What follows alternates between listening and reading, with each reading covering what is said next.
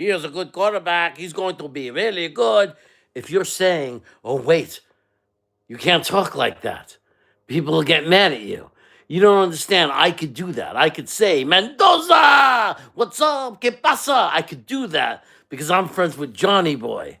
And Johnny Boy is Mexican and he gives me the thumbs up. He told me, you could do this whenever you want. You could talk like that. I make you tamales. He does that. He tells me he gave me permission. He gave me permission that I could do that. So there you go. What's up, Todd? How you doing? So I have permission. So it's not bad. It's not offensive because Johnny Boy tells me that I could do whatever I want. I could say whatever I want. He's even teaching me words. He said, say, Yano, Jets Chaos. That's what, he told me I could say that. He's teaching me things to say, Johnny Boy. He's saying that I could teach, no, comprende, New York Jets, like all of that. So I get to go crazy now and say, Mendoza! Like we're going to all have like Mendoza jerseys. We're going to be holding up signs in Spanish, like, ¿Qué pasa? To the other team, all kinds of crazy stuff. Except if you're Wild Wave, then you're going to be wanting to hold up signs. What, Simpson? Who do you like, Moore or Simpson? I'm not sure. One of those guys. I'm watching Moore right now with his RPO one reads offense. He's waiting for there to be a wide open receiver he could throw the ball to so everyone could go crazy and think he's good. Anyway, but enough about that. So we don't have to talk about Mendoza all day. It's only, November 9th? Should we really be so focused on the draft already in November? I mean, come on, we're 1-7. We got ourselves a win the other day. I mean, why not? Just Worldwide says Mendoza speaks less Spanish than you. Oh, Wildway says he's punting till next season. So don't go with the quarterback. We got to go another year with Justin Fields. Ouch. I don't think Matthew O'Leary can handle that. Matt O'Leary just cannot handle that. He says, I can't go another year with this. I don't know. You might be able to talk to Green Bean about it, though. Green Bean. You want to piss off Green Bean? Call him by his first name. I do that in chats. I call him by his first name. So it's a lot of fun because he doesn't like that. He doesn't like when you call him by his first name. So if you know his first name, call him by his first name. We should all do it just to drive him crazy. Wildlife says snowball. And then he says, I say noose in a second. Jets Wildlife, no comment. Todd says the Jets are going to get a few more wins, so I don't count on the first overall pick being the Jets. I don't know, man. We just gave away our two best defensive players on a defense that was already bad. I mean, we might give up 80 points a game now. I mean, our defensive line is now butter, right? And I don't know. Our secondary, I don't think is such. Look, Sauce is a great player, but the reality is I like A.Z. Thomas a lot. I like him. And Stevens has been playing well. So we might be okay in the secondary. I'm not going to deny. But okay. But the loss of Quinton Williams, man, I just don't know. I mean, like Jets Worldwide says, 1-17 is in the cards. It's not really in the cards, 1-17. Because there are not 18 games to a season. There are 17 games to a season. So now, if Jets Worldwide was an educator, if he was somebody who actually taught in a school, he'd be responsible to know that 1-16 equals 17, and 1-17 equals 18. Therefore, since there are 17 games in a season, our record, at worst at this point, could be 1-16. Right? Wild Wave says we play the Browns, Miami, and New Orleans. Okay, so the Browns kicked our butt. And now we don't have Quinnen or Sauce. That's Miami, the Dolphins. They kicked our butt. I mean, the Browns have a great defense. They're probably going to make Justin Fields, look terrible. And New Orleans, they won a game already, and they've been playing teams tough, and I don't know. I think, you're right. That's going to be a toss-up game. But I don't know if Tyler Shue plays well at all. They're not going to be after a quarterback. I do art really goodly. You're an art teacher. That's great. I love art teachers. You have all your stuff, your equipment, your markers, your stencils, your paper, lots of paper, lots of canvas, lots of glue. You have to tell the kids to sit down and not touch the supplies right away, right? You have to like set up the whole 3 weeks of school of a new year is setting up procedures so they don't mess with the supplies. How to get the supplies, how to return the supplies. I can imagine Snowball, arms folded over his belly, like the arms folded, like watching the kids. Hey, hey! Step one, and like everybody gets up. Step two, and they line up. Step three, and they walk up to the stations. They take their stuff. Snowball, oh, you're a funny guy. One day, once you were walking around the hallway, and some little geeky student was being beat up and bullied. Little redheaded kid. You protected him and you chased the bullies away. And you said, "What's your name, son?" And he said, "Jake." "What's your last name, son?" "Asman." He goes, "Oh, you come to me whenever you need protection, little Jake Asman." And Jake Asman came to you when he got bullied. Oh, good, you, good, you, good, you, good. And now you're so proud of him, his success. But anyway, everybody, we got to get some real conversation here. Tomorrow we play Cleveland. I don't know, man. It's so hard to root for us to lose. We're 1-7. It's November. I can't. It's so hard to go into, like when it's like at the end of the year when there are 2 games left. You could do it. Whatever. Yeah, 2 games left. Why don't we just? There's no point in winning. Maybe you can make that argument. But man, to start rooting them for them to lose. Ugh. At this point, when we have, oh no, 9 more games left. Is it 9? Yeah, it's 9. 9 more games left. Like we really, really, we're gonna have to start. It's like over 2 months of football. Like we really have to start rooting for them to lose every week, for 9 straight weeks. I just don't know if I have the energy to do it. I don't.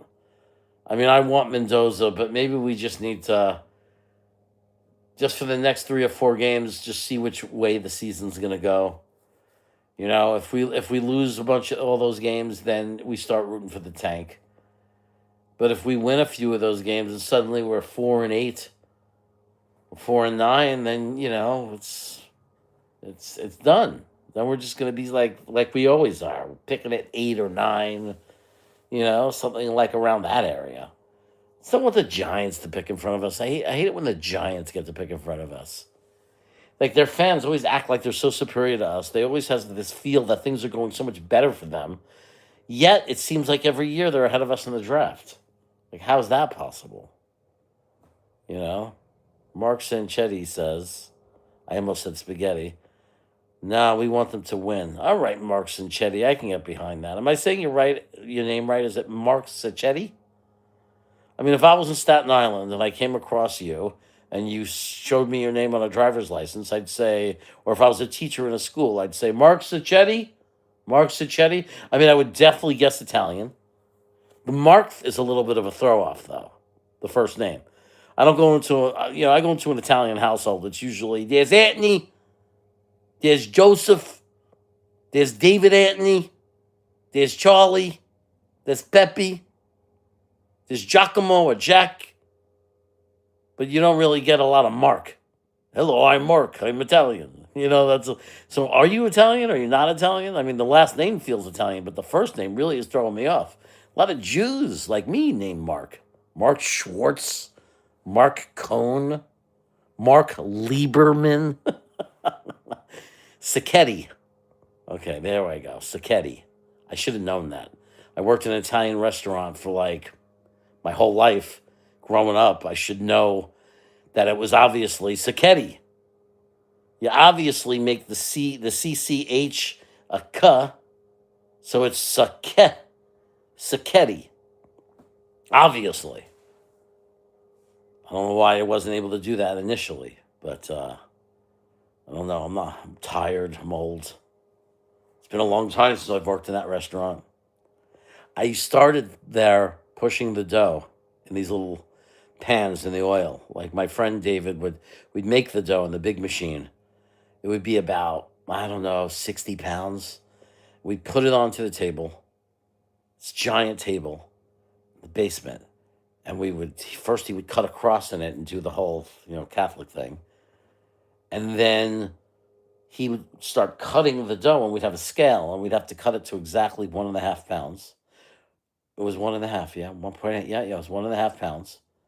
Um, Mark Sacchetti, third generation Italian from Florence area, raised in Long Island.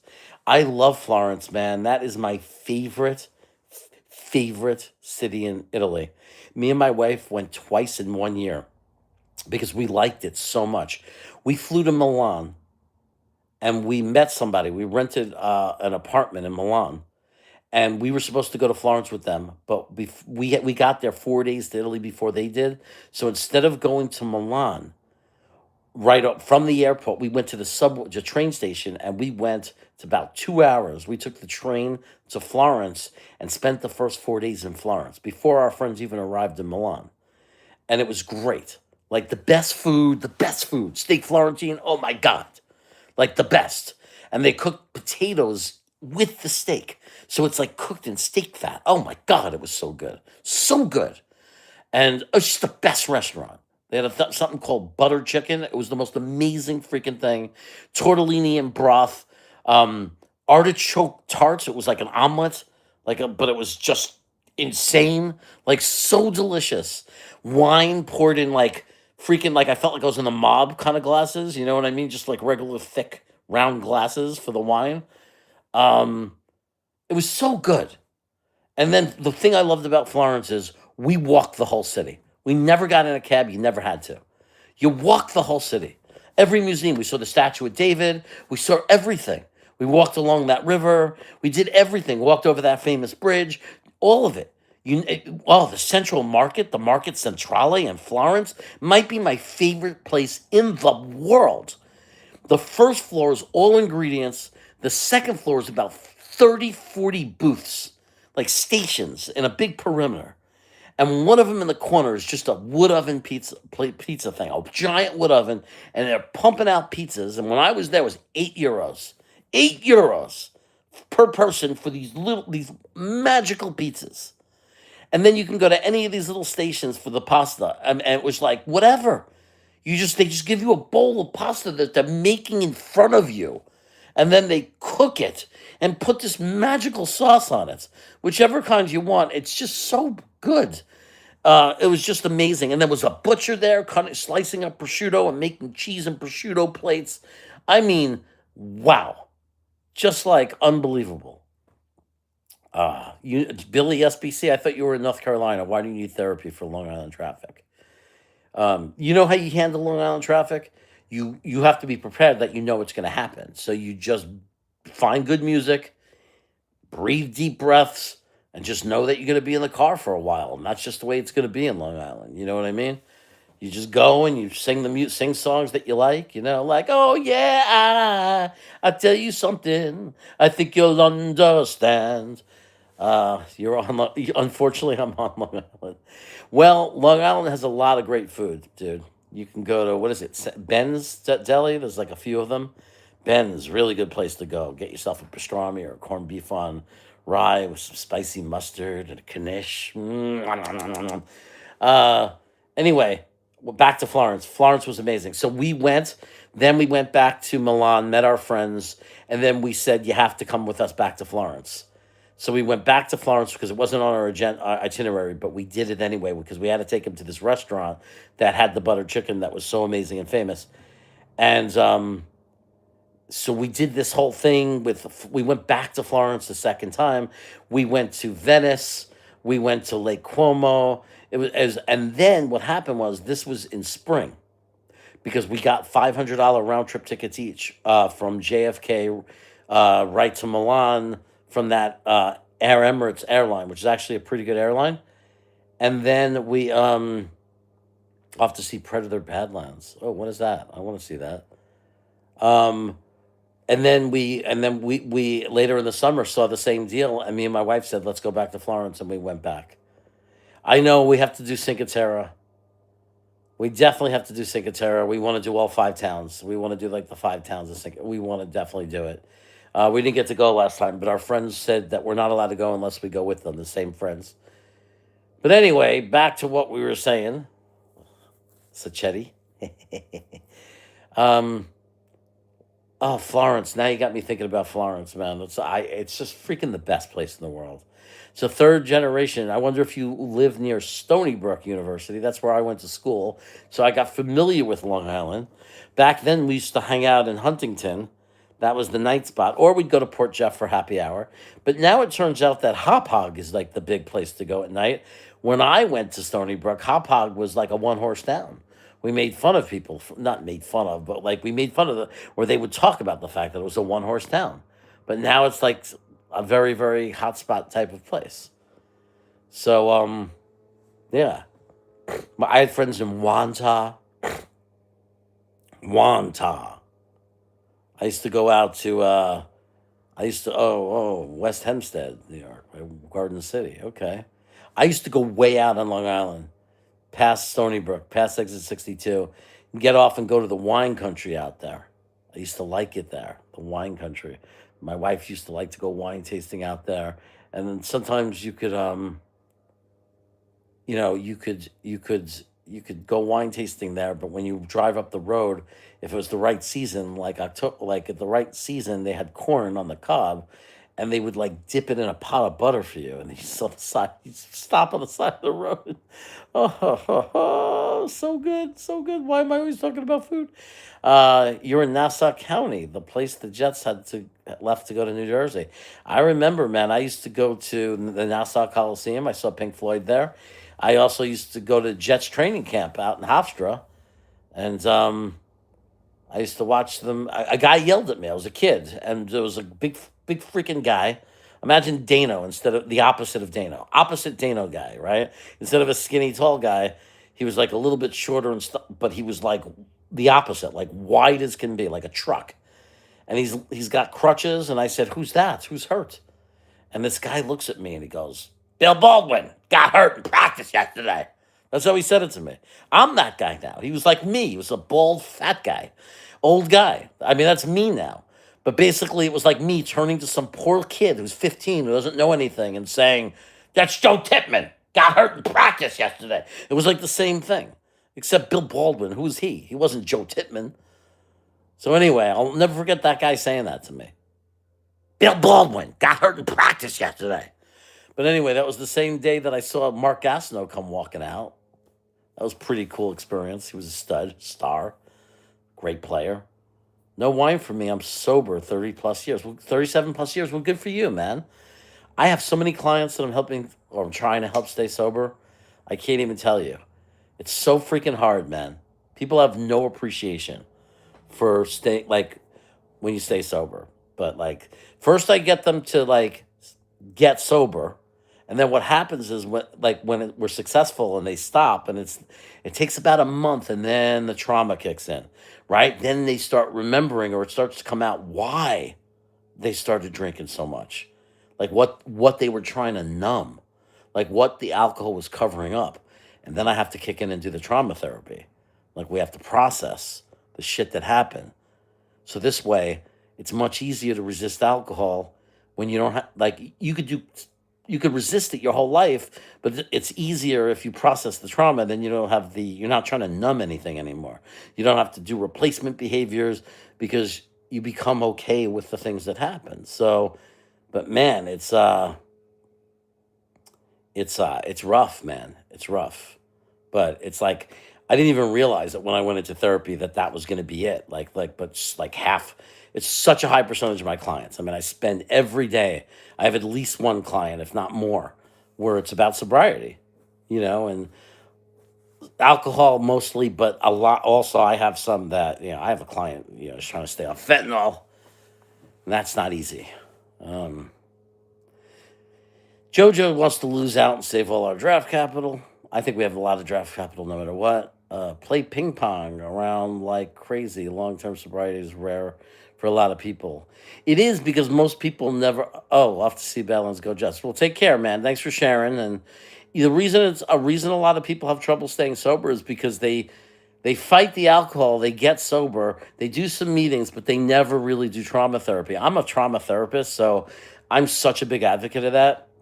Like, okay, we got you to stop drinking, but let's stop with the band-aids and let's freaking go in there. Let's go underneath the cover and let's resolve some shit so you don't even have the temptation to numb pain. You know what I mean? That's a whole nother story.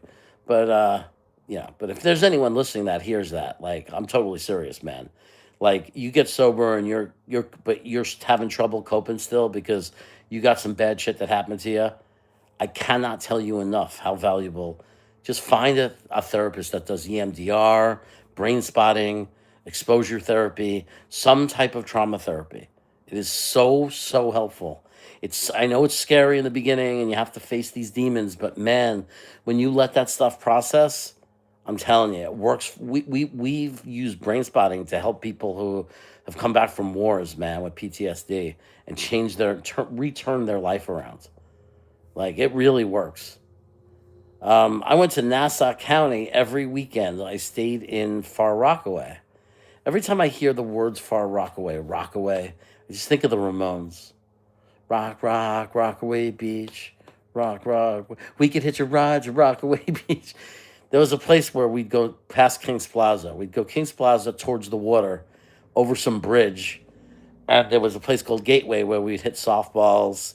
And there was like a driving range we used to go for the softballs, to hit softballs. It was kind of like when Harry Met Sally. That would be us, me and my friends, hitting softballs, talking about things like Billy Crystal. Yeah, the funny thing is, I like talking to her. I realized I don't have to sleep with a girl to enjoy my time with her. Like that kind of conversation. And you hit softballs. And if you keep going that direction, if you don't go back towards Kings Plaza, towards Brooklyn, you go to Rockaway Beach or whatever. There's a lot of Irish. They're Irish out there, a lot of Irish bars, people drinking Irish beer, talking with the women with their dark auburn hair and blue eyes. Aye, it's true. So yeah, that's why. So whenever I think of Rockaway, I think of those kind of memories. Billy says, if you're a sports fan, Long Island isn't for you. Even the Islanders moved to Belmont. But we used to have the Jets. My wife is asking me to keep the door open so the pups can visit. But that means I'd have to get up. I'm too fat and lazy to get up right now. I was going to watch the Oregon game, but man, there's nothing to watch for me. Like, I can't evaluate a quarterback who sits in a wide open pocket and it's RPO offense and it's just all throws to the side for 5 yards, or he runs and then throws the ball in front of him. I mean, it doesn't mean he's going to be bad. It's just me. I just can't tell, though. Like, how am I supposed to know if that translates to the NFL? Because you can't do that in the NFL. You can't live that way. I mean, Bo Nix is already starting to, they're already starting to question Bo Nix. Like, in Denver, they're already saying, is this the guy? Because it's like, he can't throw out of the pocket. And yes, he makes great plays when he leaves the pocket. But I think deep down, to be consistent and be good every week, you have to be able to drop back 3 to 5 steps, and you have to be able to read and go through progressions and make passes. That's just the way it is in the NFL if you want to consistently be good. So it's very hard for me to judge a guy like Dante Moore. He might end up being great because it's not, maybe Oregon's not asking, it's not his fault. He's running the offense that they're asking him to run. The problem is I just don't know because he's not running the offense that I can freaking evaluate him on. I need to be able to see if he could drop back and go through progressions. It's so hard to watch him because it's not his fault. He's running but they snap the ball and he either chucks it right to a receiver in a design play, or it's an RPO where he's looking to hand it off, or then he just throws to one read, or he takes off. It's just the same thing. It's so hard to tell. And then every once in a while, someone breaks open when he fakes the handoff and he throws it to a guy who's 5 yards alone running. And it's like, how am I supposed to judge a quarterback by that? It's just so hard to judge him. So it's not that I wouldn't take him or I don't think he could be good. I'm not going to say that. I used to say, oh, he's not good. Or I let Tony brainwash me to say he's not draftable. But that's all nonsense because we don't know. Maybe if you stick him in a regular NFL offense, he could do that too. There's no evidence he can't. It's just that I want evidence that he can. If you're going to invest a first round pick on somebody, I want to see evidence that they could do things that you need to do in the NFL. That's my thing. Simpson's kind of like in the middle on me so far. The problem with him is he's only got 8 games of film. I just need to see more. I need to see more of him. Not more. I need to see Simpson, but I need to see more of Simpson, and I need to see more of him under pressure, because like Mendoza was under pressure 80% of the plays. Like Penn State played like they were supposed to play all year. Like Penn State's defense came out on fire. They were pressuring Mendoza all game. So you have to understand that everything Mendoza did today was under pressure. And he didn't light it up. He didn't light it up, but he survived it. And in the NFL, when you're under pressure, what are you looking for? No, very few NFL quarterbacks in history, maybe Tom Brady, Peyton Manning, very few excel under pressure. What you're trying to do is when you're not under pressure, you hurt the other team and you punish them. When you're under pressure, don't make mistakes and and find a way to manage the game. Throw to the pressure, make some completions, keep the defense off your back. Like find a way to still be functional.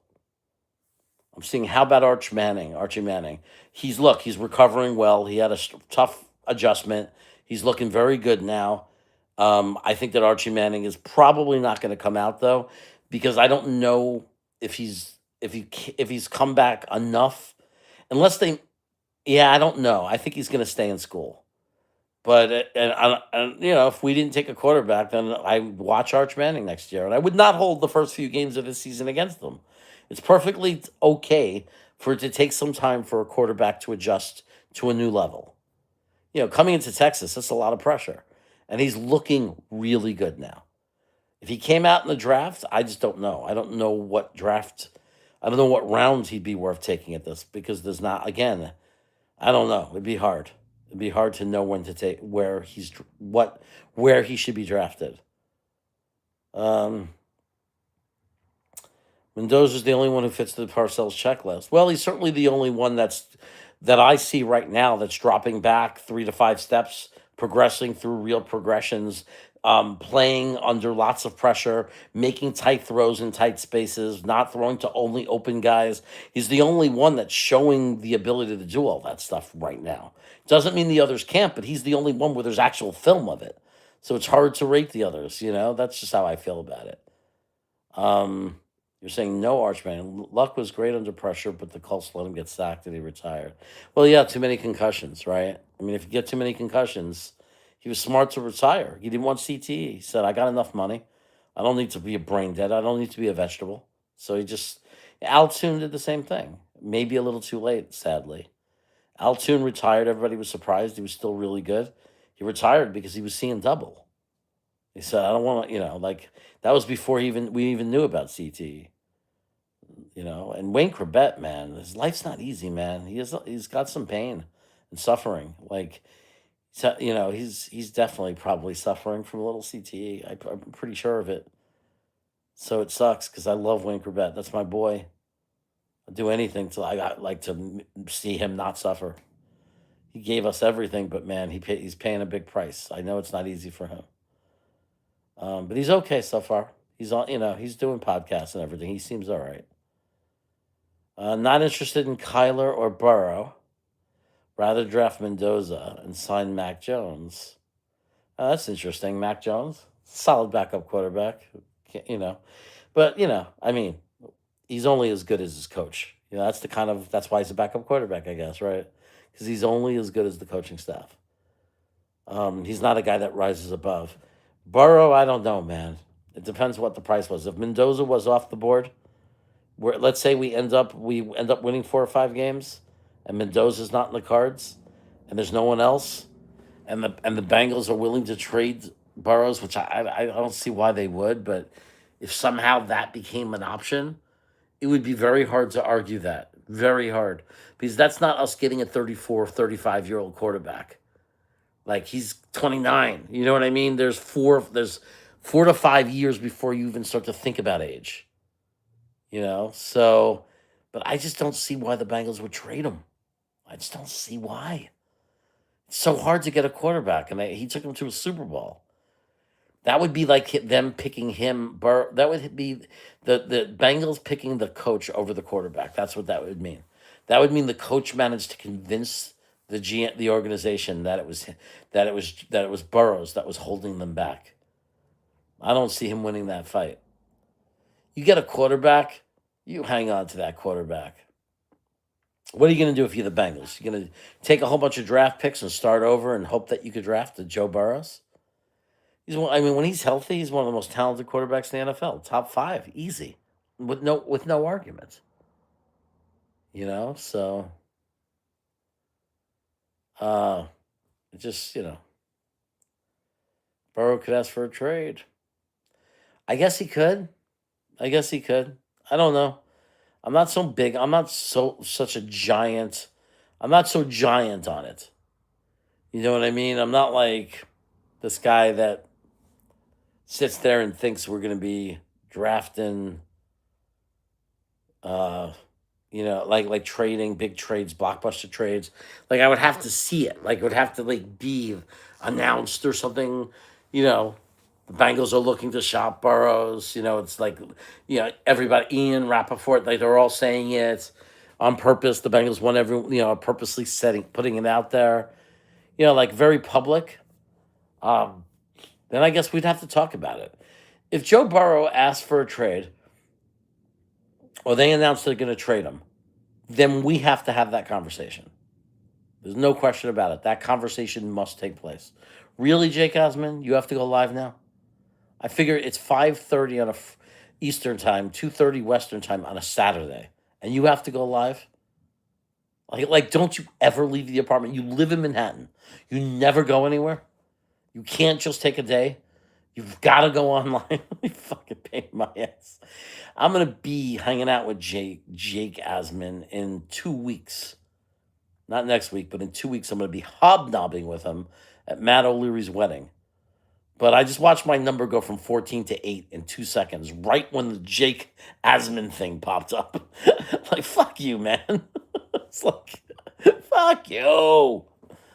Nah, I like Jake Osmond. I love the little guy, but man, it's like it's never safe. It's like never safe. What he probably did his ESPN gig, got home and said, "What do I do now? Oh, I'll go live." I mean, what kind of putz? What kind of schmuck just goes live on YouTube on Saturday in the middle of the day? Who does that? Who? Wait a sec. Oh, never mind. Never mind. I take it back. Um,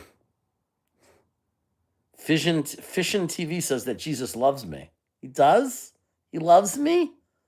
Aw. Does he think I'm cute? Will he give me McDonald's if I ask him really nicely? Because I really like Big Macs. I like to eat them. One day I want to hang out with Dano and go to McDonald's so he could witness me devour 2 Big Macs and 10 chicken McNuggets and then an apple pie to wash it down. Like I really want him. He died for my sins. I don't think he died for my sins because I wasn't alive yet. But then again, maybe he died in advance for my sins. I don't know. Um, I don't know. I don't know the story really well. Um, but I wasn't alive yet, so it's like I didn't commit any sins when it happened. You know what I mean? But are you saying that he also died for like all the future sins that man was going to commit, like future generations of sins? I guess in that case, thanks. I appreciate it. I try not to sin too much, though. I gotta be honest with you. For everybody sin today and every day. Well, I gotta be honest with you, man. I try not to do sins. I try not to. I try to be a good guy. Try to be a good dude. You know. I saw this show where this 4-year-old almost died and it went to heaven or a visit to heaven, and it seemed to be a lot of evidence that it might be like he knew things he could not have known really. Like it was wild. It was an interesting movie with Greg Kinnear or whatever. I always wonder why people who are very religious will then turn on someone who says a miracle happened. Like we have so much faith that Jesus talks to us. He's there. He's watching us. He loves us.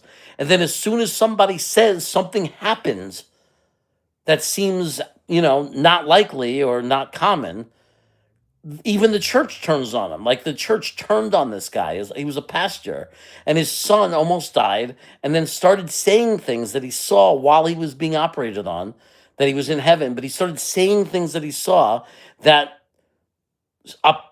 was hard to explain how he could have known it. He was 4. And everybody was calling him nuts, and like they wanted to throw the father out of the church. And it's like, but I don't understand. Because we always say, like to Jews, we say Moses is going to return, right? Like he's going to come. But if I said, hey, if I came running from down a hill, Moses is here, he finally came, I'm start yelling at all the Jews. He came, he's here. They'd lock me up.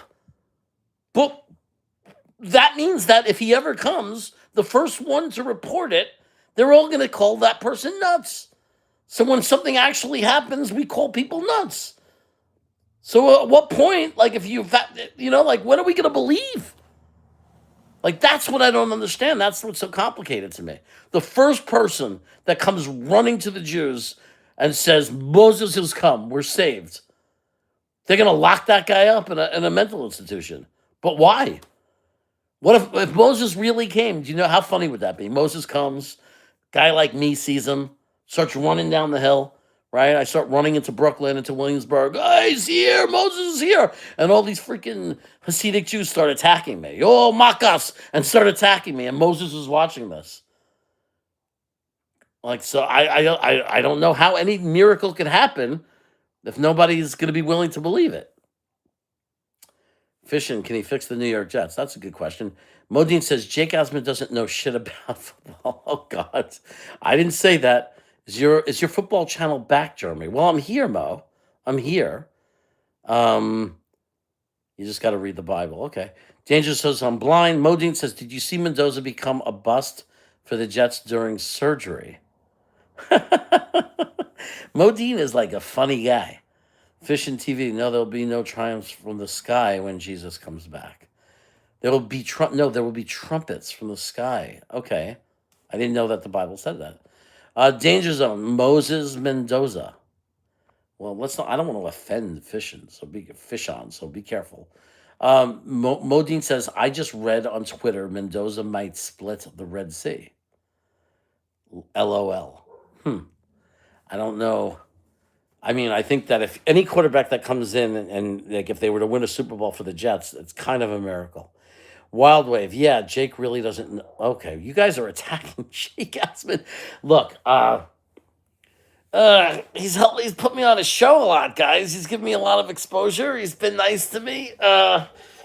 He's just the guy who has his takes. He gets, there are times where he's got over 1,000 people watching him. He's got like 30,000 subscribers. He makes a lot of money. I mean, he's doing something right, I mean, he's got to be doing something right. Right? He doesn't look like Joe Cool. He's not the Fonz. He's not Mr. Cool. He's doing something right. I don't know. What does he do? I mean, it's hard to really say, like, I don't know why people attack him. I mean, if you don't agree with him, I don't know. Modine, I don't like Jake. Okay, nothing wrong with him making money. I like Jake. He hustles. Oh, you like how he hustles. Danger Zone says monopolized. Oh, well, I mean, it's a free country. They can go on. People can go live as often as they want. There's nothing to do about it. People are allowed to do whatever they want. It's a free country. It's a capitalistic society. We don't get to reserve time for when we do our shows. I'm all for freedom of speech, but he called me a moron for my opinion, and he doesn't know. Well, okay, so we shouldn't, and I've learned that because I've made that mistake. We shouldn't call people names for having different opinions than us. I mean, I would never insult Modine or say anything rude to Modine because he has a different opinion of me. I mean, I would than I do. I would never said anything. I've never done anything but love and respect Modine. Nothing ever. I've never called him crazy. I've never accused him of being older than he is. I've never done anything like that. So I mean, so I definitely would try to tell my fellow Jets YouTube content providers that we shouldn't insult people for their takes. We shouldn't. Um, if you think someone doesn't know what they're talking about, we could try to educate them. Try, but yeah, I mean, I'm sorry that he did that to you when that happened. Maybe he was in a bad mood. I don't know. Modine said. Jeremy even said one time, they hate Modine because he was right about the Jets. That's like respectful, right? Yeah, I deserve respect for that. And that's a really good. That's a really good. I even forgot I said that, but that's actually there's some real intelligence to that, right? Because that is a lot of the anger towards Modine right now. Like Frankie from Flatbush. I'm assuming he hates you, right? So Frankie, right now, I would drive him nuts because I'd say the reason you hate Modine is because he was right. Because 4 years ago, when he'd come onto your shows and he would say the Jets suck and this is not going to work and that whatever they suck and they stink and this is not good and Zach Wilson sucks and this and that, he was right. He was right about it all. Right? So, and that's where your anger is now. You're angry at him because he's the guy that comes in and rubs it in our face every time we get all excited. We jump up and down like little 4-year-olds in a ballerina dress, and then boom, we slip in the mud, we fall on our face, and then we get up, we're crying, we're all stained with mud, our knee is all scraped, and there's Modine saying, "Told ya," and then he rides away on his bike. I don't know why, but I imagine it on a bike. Like he's that kid that comes on a bike. Like he go, and he puts the brakes on. You're laying there in the mud, rubbing your knee, crying, looking for a band-aid, and there's Modine taking off on his bike. Um, I do tease a lot though, Jeremy. I even like Frankie. I just dislike people because they disagree with me. I just don't. I just don't dislike people because they disagree with me. Huh. Yeah, Mo, I've noticed that you don't seem to dislike anyone. You seem to have a really thick skin. People attack you and you don't seem to mind it too much. Danger Zone, Frankie likes to be right. He should relate to Mo. um, well, we all like to be right, though, don't we? Don't we all like to be right? That's funny. Laughing my ass off, Jeremy. I'm being a funny guy. Modine is on the bike. I just can't imagine like an 85-year-old guy on a bike, but yet I somehow imagine Modine like tearing out on a bike, you know. But ah, Dano. It's like Dano. It's like how do you like he's construction, construction. Like what made you decide? Like you're in school one day and you said it's like I know that I'm a little thin, a little skinny, but I got the red beard. I'm gonna grow a red beard, and I got the red hair, and I'm gonna put that yellow construction hat on. People are gonna overlook the fact that I'm skinny, and they're gonna see a construction guy. They're gonna see a guy who can hold up that sign, go around, construction happening, or a guy who could I don't know what is it that you hold that thing, the jackhammer thing, just don't let it start shaking you. Like that big like pick thing that's like banging like you're hitting a rock and making the rock splatter into pieces. That's what I imagine when I think of construction. Everyone's laughing. What did I say? I gotta ask Dane about construction. You gotta ask him about construction, man. It's cool. Everyone's laughing. I don't even realize I was being that funny. I honestly love that Moogie. I'm reading, by the way, DJ Dirty Cooch. I honestly love what Moogie did. We now have a whole new WR room. I do like that. Hopefully some of them will stick. A new secondary that actually tackles, plays the ball, and hits hard, and a bunch of great picks. I need to see more AG guys on this roster. Okay, I like the positive outlook on that. Bullcraft Max is just kind of giving like a wicked laugh. Wild Wave says, haven't had that time. Okay. Jets are the worst franchise in the NFL easily. Okay. Says Straight Line Guy.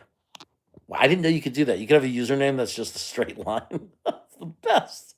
That is awesome. Modine says, Jeremy, you should bring the football channel back. This is the football channel. It may not be the most lucrative, but you never know. Of the early Jet channels, I always enjoyed yours the most. Thanks. This is it. This is Jets Chaos. This is the football channel. I don't know what you're talking about. Are you saying I should do more videos and stuff? Like I'm doing a show at Dano every Sunday night in the Danger Zone on Sunday night. Matt O'Leary's channel every Wednesday. I'm doing shows. I'm doing the game reaction with Green Bean. I'm just doing a lot of it on other people's channels because I don't have a lot of time to run this channel, but I'm going live on this channel. You know what I mean? Well, Jeremy, come on more Foten? Are you often? Oh, okay.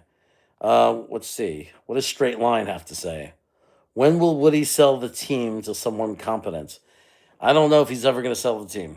I mean, he's it does nothing but go up in value, which makes him a masterful in that department because he's managed to take this shit show and like quadruple the value of our organization. We need a new Jake Asman, so why not Jeremy?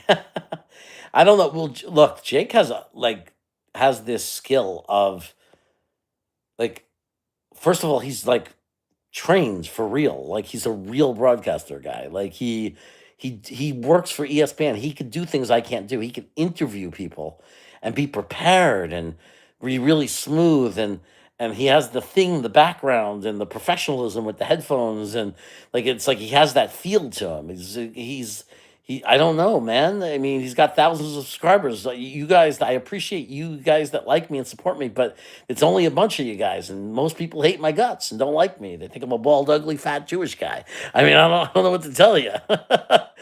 But I don't know. I like I said, I do these live videos, right? So I know eventually when I have time and my schedule is set and my career is settled down and I have a structured, good schedule, I will do a weekly show. Uh, Producing kind of sucks. I wish I was a co-host more sometimes. LOL. Yeah, that's why I said do it on your channel, Danger Zone, because I just can't do it. I can't. Suck at it. And I just don't, I'm just tired. I'm just like, work has been really hard. I switched careers. I'm doing therapy. I'm an associate right now, earning my hours. So I have to work all kinds of crazy hours. So I just can't do it. But like once I get my full license and I have a very like set schedule, then maybe I'll be able to do it. Bodine says Jake has the power of radio behind him. He can pull a bigger crowd from a bigger pool. Well, he earned that though. He put himself in that position. Um, Jake would make more money doing an all NFL show, I bet. He probably would. I think he covered the Houston Texans for a while too on ESPN. Modine, Jake has the power of radio. Okay, we said that already. Billy SPC says that makes no sense. Why would anyone hate Jeremy? I don't know, Billy. People hate my guts, man. I don't know. There are some people that watch Nick Shine's channel that somebody once pissed me off and I said something to him, and then and that dude forgave me, I think, because we're totally cool. Like when I met him, he offered me like a hit of his freaking, I don't want to say it, like privacy, but he was doing something. And he offered to do it with me. I said no thanks, but he was nice to me. But some people that liked him now like will never let it go, right? So they chase me wherever I am, throw insults at me. I don't know, but it is what it is. I mean, like, you're always you're never gonna no one, you're never gonna have everyone like you. So who cares? I mean, you're never gonna make everybody love you. So, and it's probably worse than I think it is. It's a few people, but since they go into the chat and they say it everywhere they go, it feels like it's more.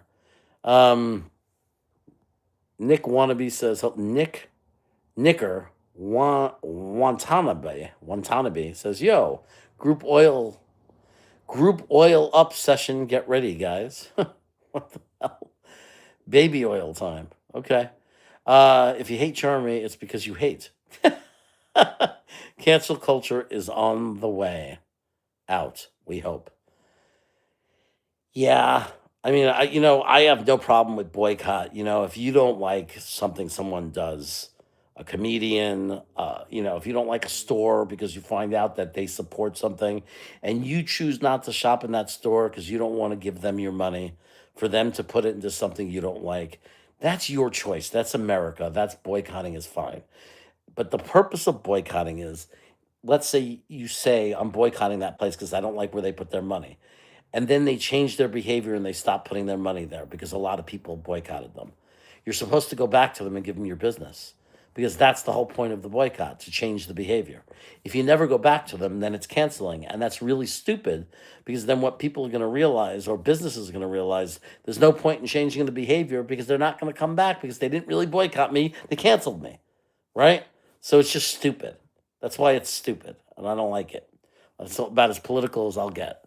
Um, Billy says, you know what, Jeremy? There are people who hated Mr. Rogers. There are people who hated Jennifer Garner. Some people are just angry. Yeah, I like the way that you use Jennifer Garner. That's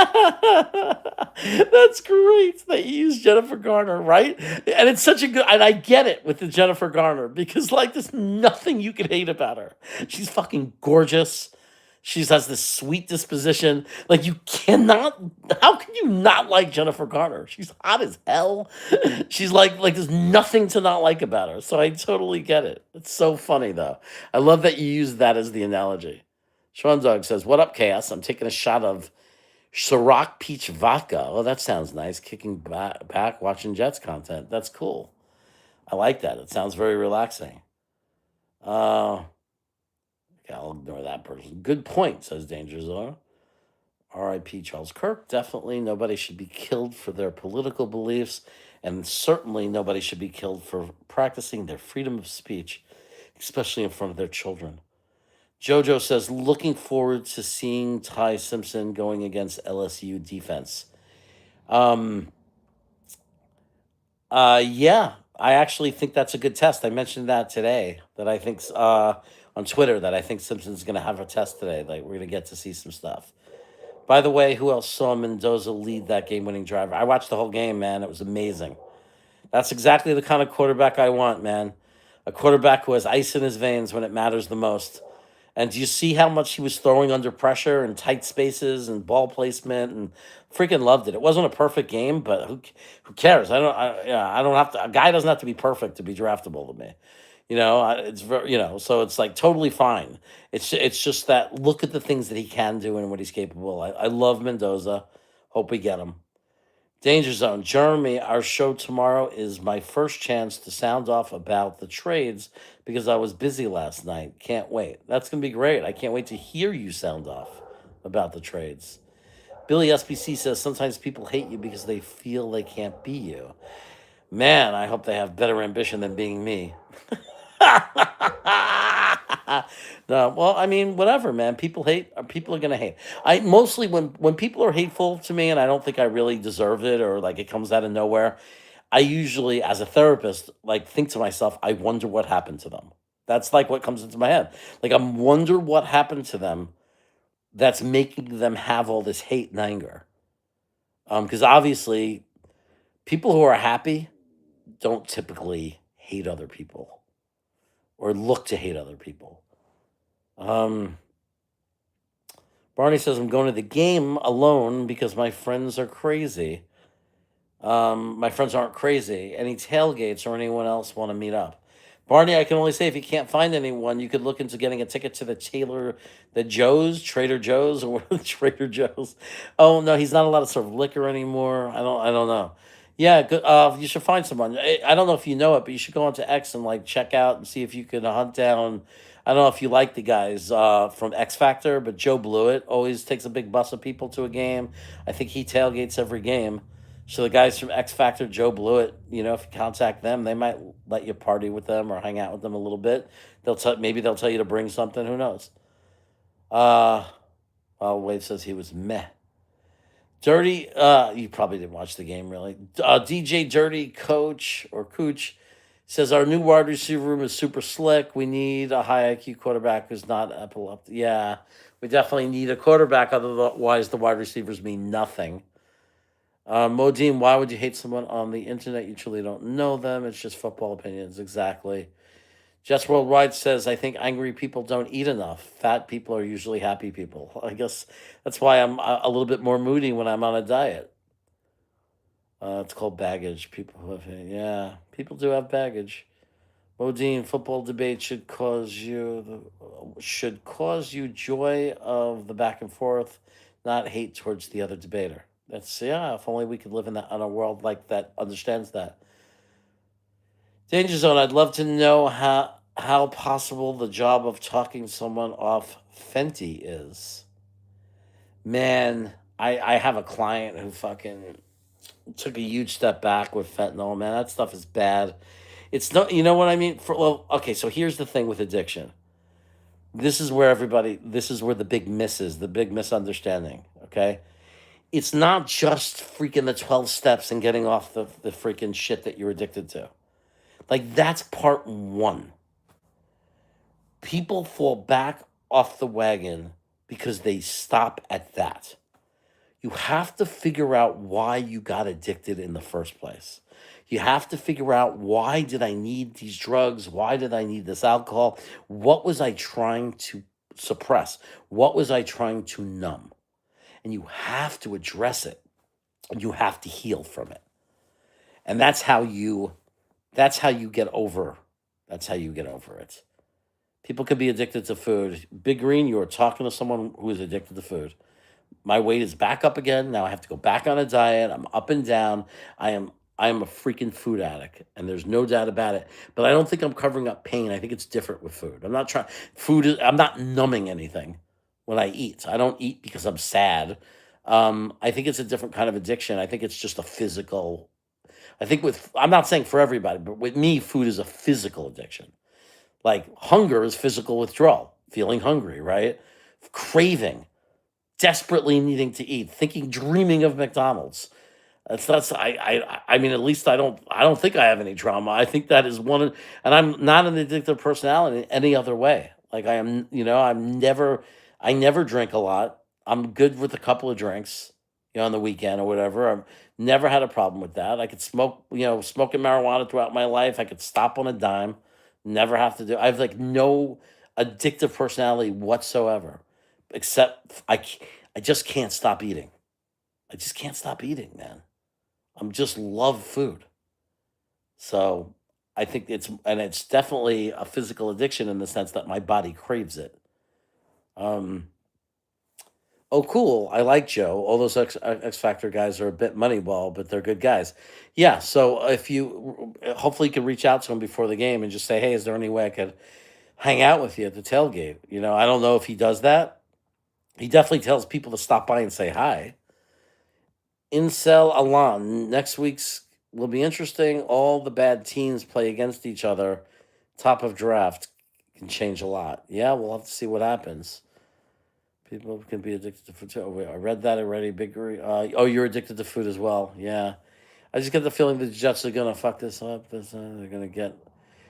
I don't know, man. I think they're not gonna fuck. Yeah, Billy. I think he had a good draft last year. I don't understand how it's a debate from people. Like so far, yeah. I mean, first of all, anybody who rates every pick of a draft, like the guy has to have 7 good picks, is out of their minds. Membo is a home run pick, right? Mason Taylor looks like a home run pick. It looks like he's going to be a very solid tight end one. He looks great. And AZ Thomas looked really good. Like really good. Now we're going to find out. We're not going to be able to judge him on his rookie year only. Lots of cornerbacks struggle and get picked on their rookie year. But man, he looked good. You take away that one play with Cherry Hendricks, he was like freaking probably an 80 PFF rating. He was great. So if AZ Thomas works out, it's a grand slam draft. If you first, second, third round, you hit on all 3, it's a grand slam. I don't care about anyone after it. You hit on the first, second, third round pick with an all pro tackle and a tight end one who's solid in the league and a cornerback. If he's a good, solid starting cornerback, that's a grand slam draft. Even Mo Dean's got a shout. Who's got doubt? Don't doubt. That's what I'm trying to make up a song. Um, you eat because you love food. Me too. I just love food. It's such a passion for me. Like when I diet, I get sad and depressed because it's like part of the passion of my life. Like I love enjoying food. I mean, we ordered from this great sandwich place the other yesterday, last night. I had this cranberry walnut bread toasted with alioli, that mayonnaise shit with garlic or whatever. I don't think it was garlic though. Some spice, right? With stuffing, cranberry and turkey, and there's one other like thing that was on it. It was so good. It's delicious. I just appreciate good food. I also cook a lot too. Rick Spielman was at the game. He was a big fan of Cousins, and some Mendoza traits are similar to Cousins. I'm okay if he has some similar traits to Cousins. I have no problem with that. Self medicating is hard to stop without fixing the root cause. Exactly. Indeed, such a wise egg. But my circumstances are different. I weigh 135. You're lucky. I would 135. They'd be put me in an institution for anorexia.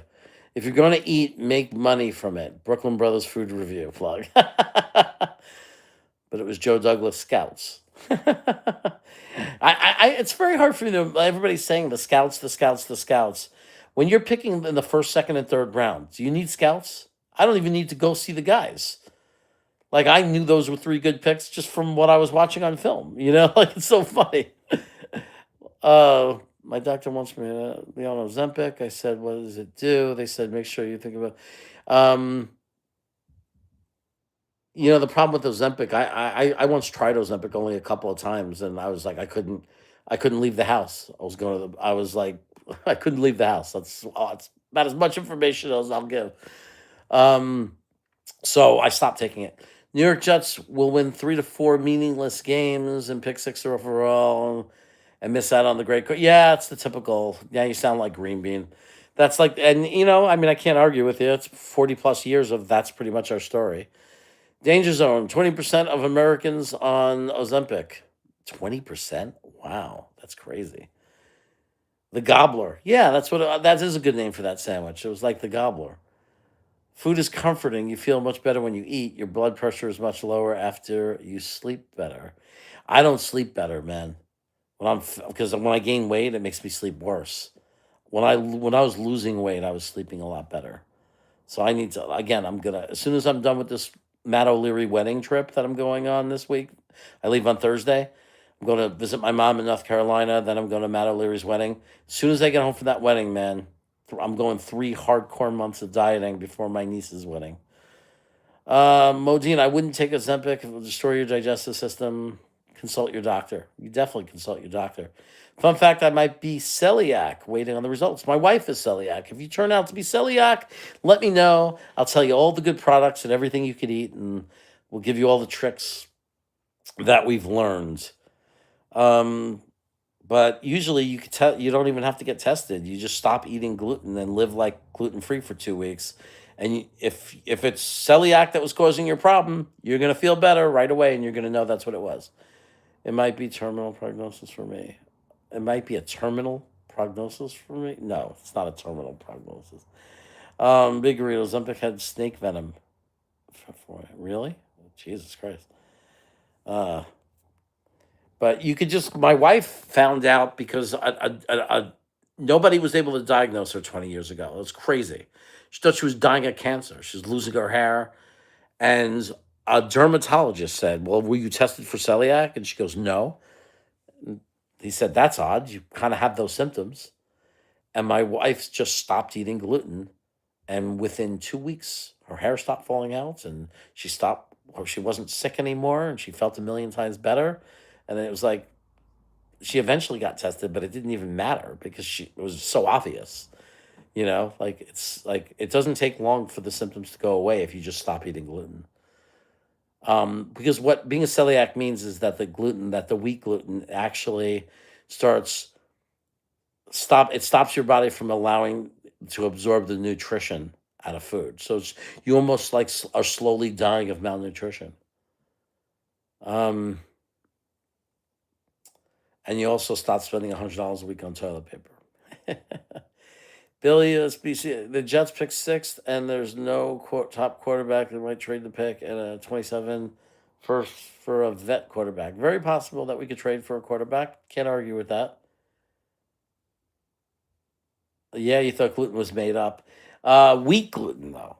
It's funny. Someone yelled at my wife, "You can't eat that. It's rice. It's gluten." It's like, no, no, no. I'm not talking about that.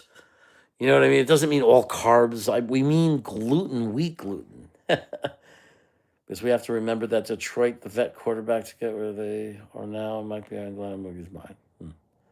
Oh, shoot, it's 3 o'clock. Guys, I got to go. I have a client. I forgot. Made a special, whatever you call it, agreement or allowing. I don't know. I agreed to see a couple on Saturday, this one time. I accommodated them. So thanks for following. Thanks for supporting. Take care, guys. Talk to you later. I hate to leave now. I have like a bunch of people in here, but I gotta go. I'll try to do this more often. Thanks for hanging out. Take care.